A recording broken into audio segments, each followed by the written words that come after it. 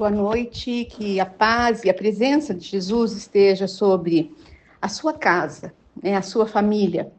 Nós precisamos clamar todos os dias, né, para que o Senhor entre na nossa casa, entre na vida dos nossos familiares, para que nós possamos conviver com Ele o dia todo, andar com Ele e seguir os passos de Jesus, e que o Senhor possa ir mostrando, né, no nosso dia o que a gente deve fazer, o que a gente deve falar, o que nós não devemos, que o Senhor possa trazer sabedoria sobre a sua vida nesta noite.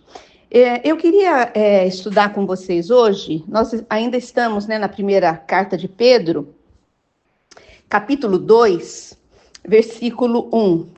E tem um título aqui na Bíblia. Depois você pode abrir a sua Bíblia. 1 Pedro 2, 1. Todas as vezes que eu for gravar, você deve estar com a sua Bíblia do lado.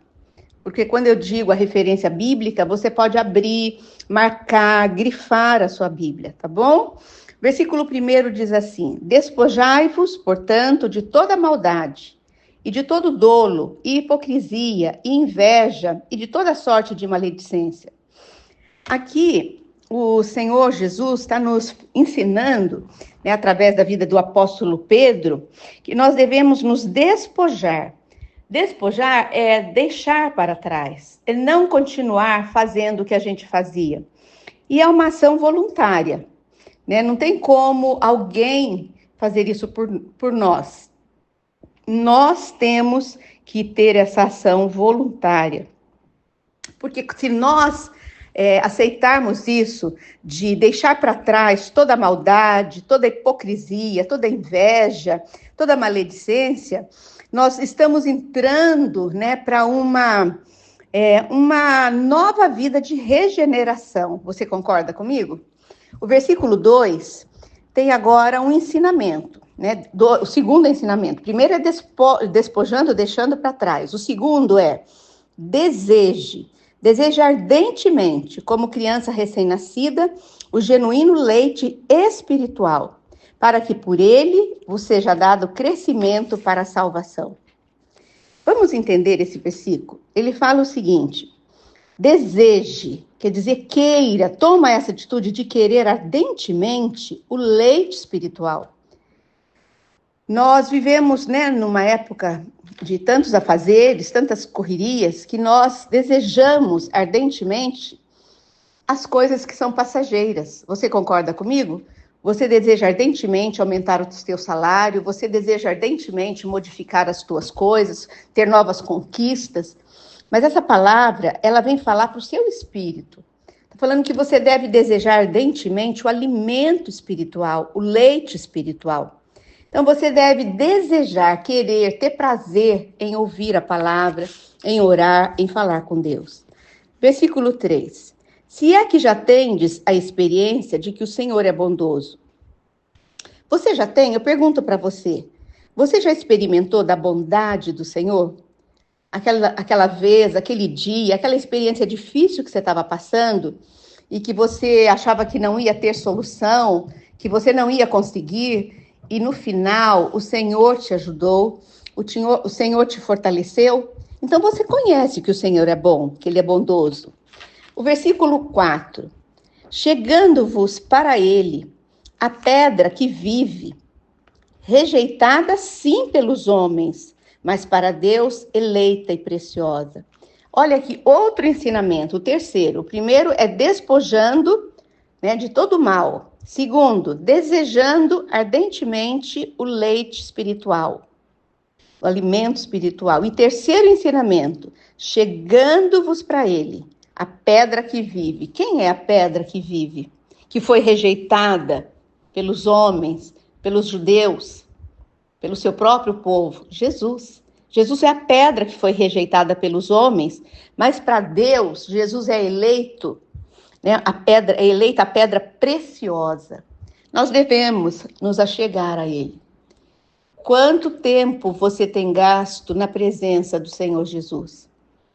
Se nós quisermos essa mudança de vida, nós temos que procurar ter mais tempo com Ele. O versículo 5. Também vós mesmos, como pedras que vivem, Sois edificados casa espiritual, para ser de sacerdócio santo, a fim de oferecer de sacrifícios espirituais agradáveis a Deus, por intermédio de Jesus Cristo.